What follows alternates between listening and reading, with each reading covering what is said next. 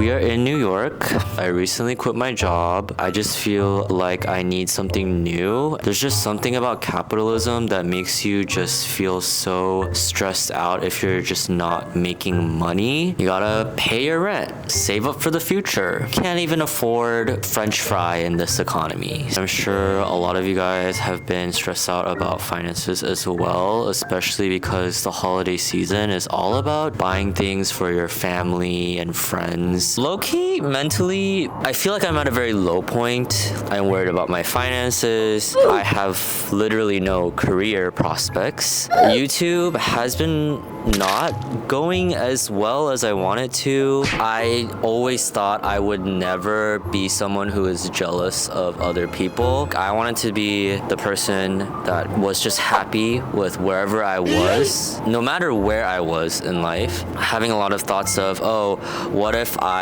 didn't move to Korea, or what if I didn't do this major and did something more practical or that made a lot more money? Maybe I'd be balling up in New York right now with a stable, cushy job and a lot of amazing opportunities, but instead I decided to do this really easy major because I didn't know what the hell I was doing with my life in college, and now I'm stuck here without a job, living off of other people. I just feel like dead weight to everyone, and I just want to pay people back, but what if I just never reach that spot in life, you know? It's just sad because nothing in life is guaranteed, even though you work your ass off. That's just how things are. Like, you either stomp on other people or you get stomped on. But I really just want to show people that you don't have to peg everyone else down just so you can be successful.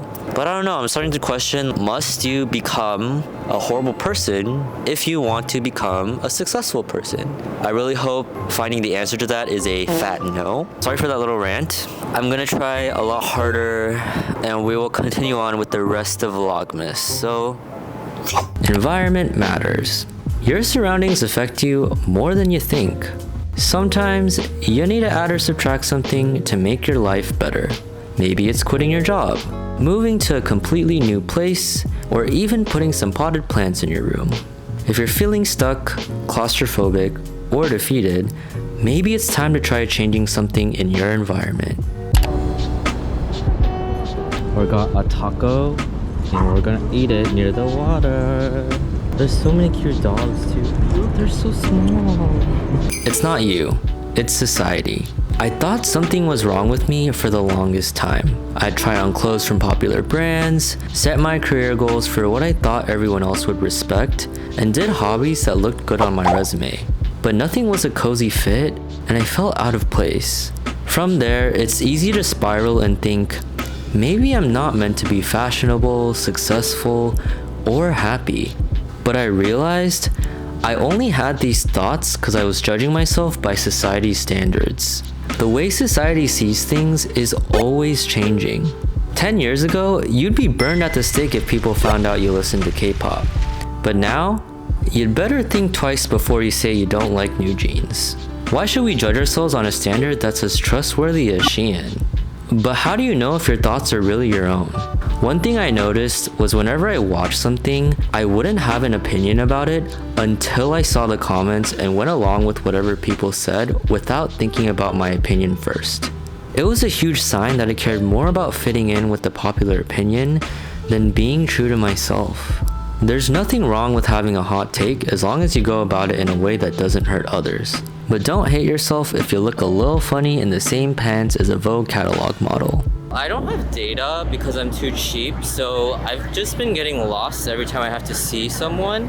One thing I did not miss about New York was having to make sure I'm not stepping on shit half the time.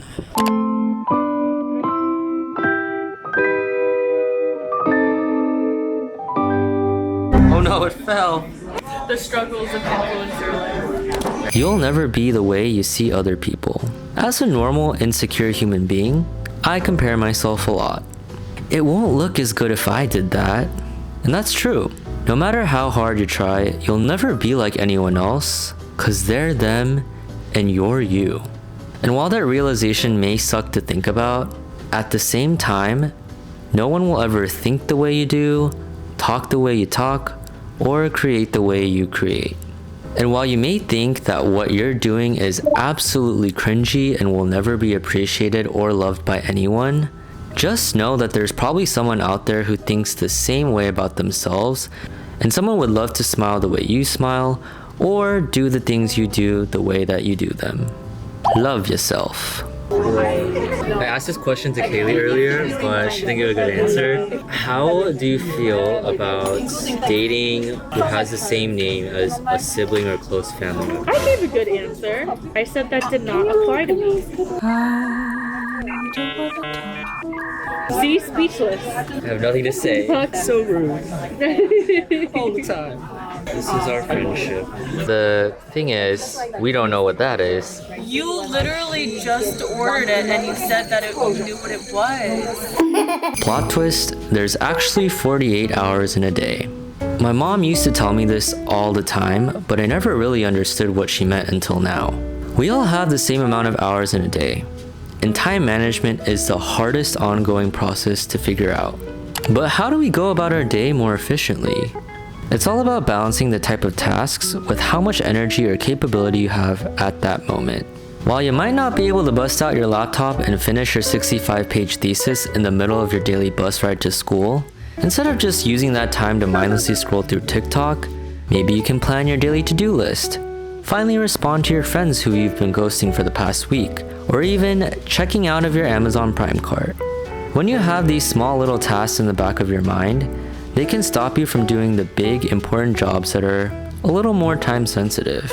If you get them out of the way during the time you usually waste, it gives you way more time and space for the big stuff.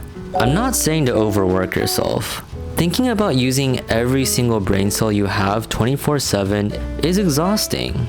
And finding the perfect balance of being efficient while not sacrificing your mental health in the process will take lots of trial and error. But give yourself grace and don't be mad at yourself if you don't figure it out right away. I am congratulating myself on surviving a little over a week without data. We are doing some solo adventures today. I don't really have any kind of specific plan. We're just raw dogging this shit, so I'm excited. I think this looks nice. I feel like a very long boy with this jacket on. Detailing up here is super nice. Being your best doesn't mean being perfect. My parents used to say, just try your best. And I'd respond with, well, that means I'd have to spend all 24 hours of my day studying. Then I'd get frustrated because even though I was working hard, I always felt like it was never enough. My definition of best was perfect. And as a result, I became insecure about my abilities, and knowing I couldn't be perfect made it easier to give up or procrastinate. Sometimes, doing your best means you tried and saw it through till the end.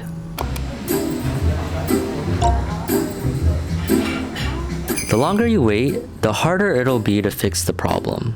Everyone knows that when you stain a shirt, you need to start emergency treatment as soon as possible. We tend to push things off because we think we can do the small stuff later. But in reality, things will come up and your to-do list of small problems will pile up into a mountain of stressy and messy. Something that would have taken you 2 minutes to fix now takes you an hour because you waited for it to get worse. Think of it like this. The faster you do the dishes now, the more time you'll have to rot on TikTok later.